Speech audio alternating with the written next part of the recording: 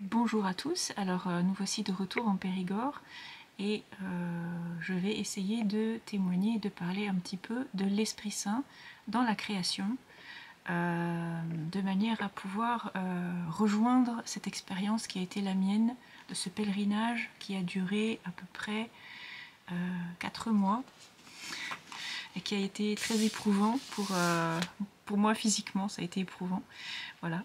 Je reviendrai sur tous les autres témoignages, donc j'ai des enregistrements, gardé des enregistrements et des témoignages de chaque passage, chaque accueil. Et là je me permets de faire le point, parce qu'en fait je ne savais pas trop de quoi je devais parler. Et mon petit doigt m'a dit qu'il fallait que je regarde dans l'office des lectures. Justement, ce passage est venu jusqu'à moi, comme quoi quand on a quelque chose à dire et lorsqu'on prie suffisamment le Seigneur, il nous accorde la grâce de pouvoir tomber sur un passage qui éclaire justement ce sur quoi nous devons parler. Voilà. Donc c'est un passage du livre de la sagesse, le chapitre 1, mais les versets 1 à 15, dans lequel justement il est fait état de l'esprit de la sagesse, donc la sagesse qui est dans cette création, et le sage justement qui a écrit ces textes parle en ces termes de manière assez claire et concise. Il y a une phrase particulièrement que j'avais apprise par cœur quand j'étais jeune, et donc je l'ai retrouvée ici, comme par hasard, pour justement illustrer le point final de mon pèlerinage. Et là, cette phrase est la suivante. « Oui, l'Esprit du Seigneur remplit la terre, et comme il contient l'univers, il a connaissance de chaque son. » Voilà. Donc l'Esprit du Seigneur remplit la terre, et comme il contient l'univers, il a connaissance de chaque son. Quand on chante la louange du Seigneur 7 fois par jour, du lever du soleil et même avant le lever jusqu'au coucher et de manière régulière, on chante, donc on a cette étincelle de joie qui est dans notre voix, dans notre cœur, qui réchauffe un petit peu ce qu'il y a autour de nous. La connaissance, la création a connaissance de cette joie qui est l'Esprit Saint qui nous fait s'écrire vers le Père en un chant particulier, et qui fait que cette création reconnaît cette joie comme étant celle de son Créateur. Et comme elle provient de cet esprit, comme c'est dans l'Esprit Saint, donc du coup, il y a une sorte d'harmonisation de votre bouche jusqu'à toutes ces parcelles de création qui sont autour de vous. Que ce soit le sanglier, le cerf, la biche, l'oiseau, en passant par la fourmi, l'araignée, toutes ces petites choses qui font partie de cette création et qui sont si chères au Seigneur. On n'arrivera pas vraiment à le comprendre tant qu'on ne vit pas en contact de toutes ces choses au quotidien. Voilà. Donc une fois que vous avez chanté cette louange, tout ce qui est autour de vous résonne de ce son. Et donc justement, c'est la raison pour laquelle cette phrase revient particulièrement, et elle m'est assez chère dans cette contemplation. L'Esprit du Seigneur remplit la terre, et comme il contient l'univers, il a connaissance de chaque son.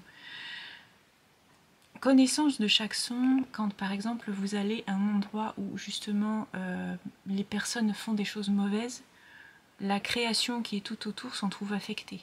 C'est comme s'il y avait une baisse de tonalité dans la mélodie ou une fausse sonorité qui entraîne, je veux dire, les personnes qui sont à l'intérieur de cette bulle, des choses mauvaises, qui ne sont pas forcément saines.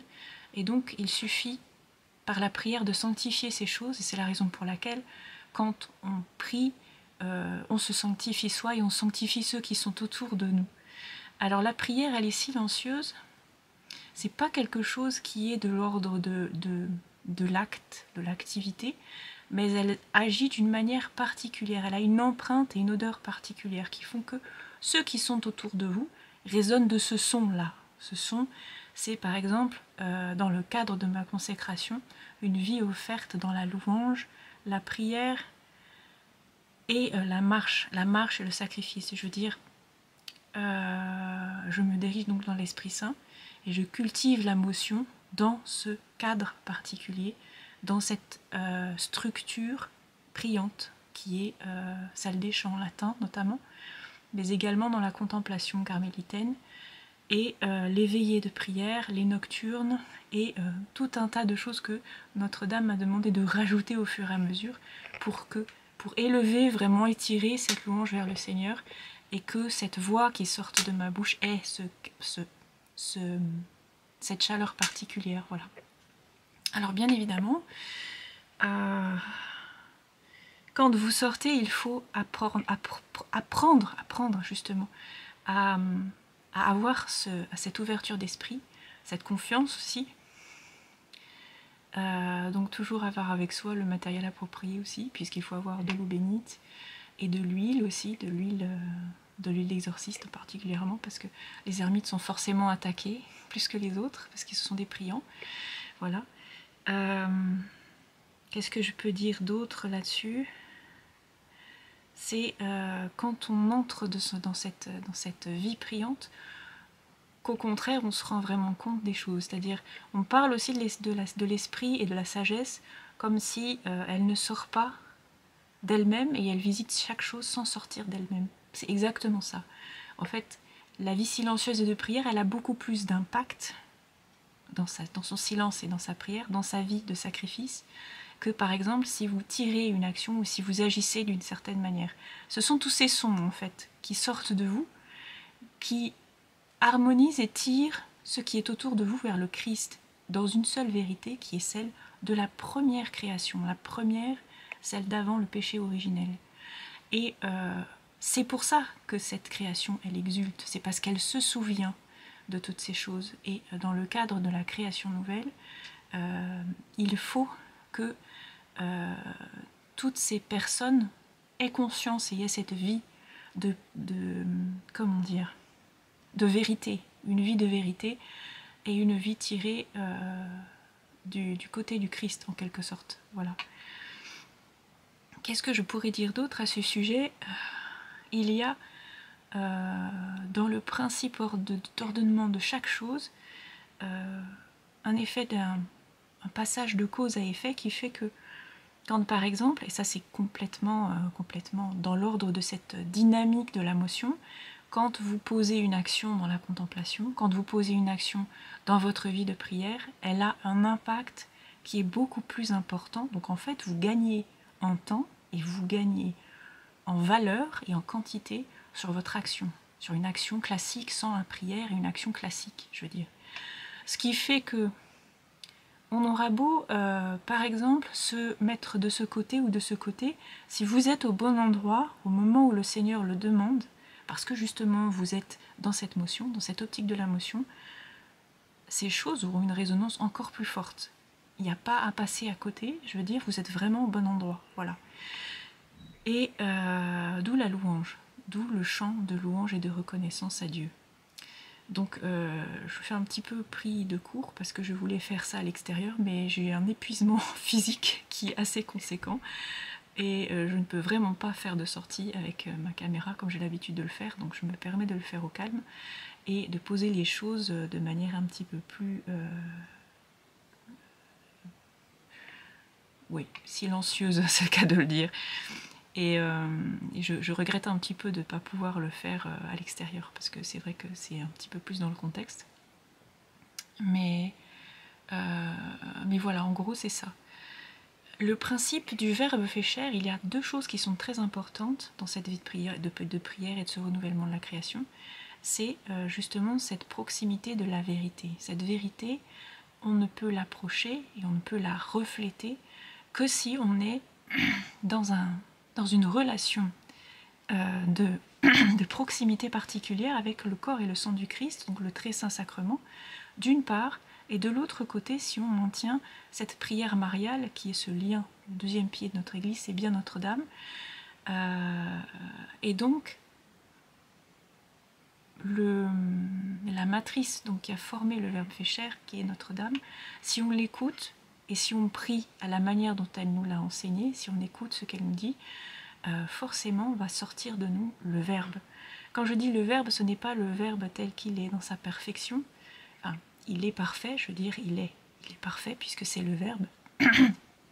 Mais nous, quand nous agissons dans notre côté, quand nous agissons dans cette vie priante, nous reflétons ce Verbe d'une manière particulière. Nous le reflétons du mieux que nous pouvons, puisque